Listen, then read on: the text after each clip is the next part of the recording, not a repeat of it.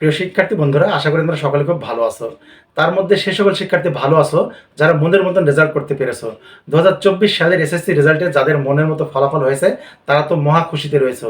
কিন্তু বেশ কিছু শিক্ষার্থী আছো যারা মনের মতো রেজাল্ট হয়নি, এমনকি ফেল এসেছে। যারা এ প্লাস আশা করেছিলে তারা এ গ্রেড বা এ মাইনাস এসেছে, বা যারা এ মাইনাস আশা করেছিলে তাদের এ বা সি এরকম গ্রেড এসেছে। তো সেই সকল শিক্ষার্থীদের আমি পরামর্শ দেবো, তোমাদের প্রতি যদি কনফিডেন্স থেকে থাকে তাহলে তোমরা বোর্ড চ্যালেঞ্জ করবে। বোর্ড চ্যালেঞ্জ করলে তোমার নম্বরটি পরিবর্তন হওয়ার সম্ভাবনা থাকে। দেখা গেছে 2-1 নম্বরের জন্য তোমার এ গ্রেড এসে গেছে, তুমি সেখানে যদি আবেদন করো তাহলে সেই 2-1 নম্বর তোমার যোগ করা হবে এবং তোমার এ প্লাস আসবে। আর যে সকল শিক্ষার্থী 2-1 মার্কের জন্য ফেল করেছে তারা যদি আবেদন করে থাকে তাহলে তাদেরকে 2-1 মার্ক ধরিয়ে দিয়ে পাশ করানো হবে। আবেদন করলে তোমার রেজাল্ট কখনোই নিম্ন দিকে আসবে না, অর্থাৎ তোমার রেজাল্ট এ প্লাস এসেছে এ গ্রেড আসবে না, বা বি গ্রেড এসেছে সেটা সি গ্রেড আসবে না। তাই তোমাদের বলবো, বোর্ড চ্যালেঞ্জের আবেদন করো এবং তোমার রেজাল্টটি পরিবর্তন করো।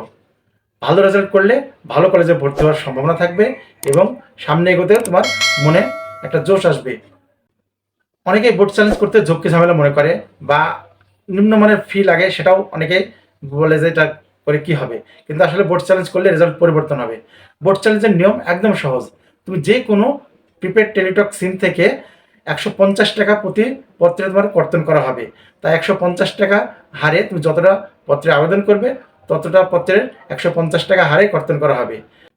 তুমি মোবাইলের মেসেজ অপশানে গিয়ে প্রথমে তুমি লিখবে RSC, তারপর একটা স্পেস দিবে, তারপরে তুমি লিখবে যেই বোর্ডের আন্ডারে তুমি পরীক্ষা দিয়েছো সেই বোর্ডের প্রথম 3টি অক্ষর বড় হাতে লিখবে, তারপরে তোমার রোল নম্বরটি লিখবে, তারপরে তুমি যে বিষয়ে আবেদন করতে চাও সেই বিষয়ের বিষয় কোডটি লিখবে, তারপরে তুমি 16,222 নম্বরে মেসেজটি সেন্ড করবে। তোমার বোর্ড থেকে একটি ফিরতি মেসেজ আসবে, সেখানে তোমাকে তোমার ফি বাবদ কেটে নেওয়ার শর্ত দিয়ে একটা 5 সংখ্যার পিন নাম্বার দেবে।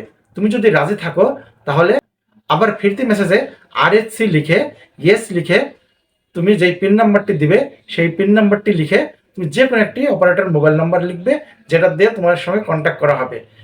এই নম্বরটি দিয়েই তুমি ফের 16,222 নম্বরে সেন্ড করবে, তাহলে তোমার আবেদন সম্পূর্ণ হয়ে যাবে। আবেদন করার সময় থাকবে তোমার 13 তারিখ থেকে 20 মে পর্যন্ত। আর আবেদনের 1 মাসের পরে তোমাকে বোর্ড চ্যালেঞ্জের রেজাল্ট প্রকাশ করা হবে।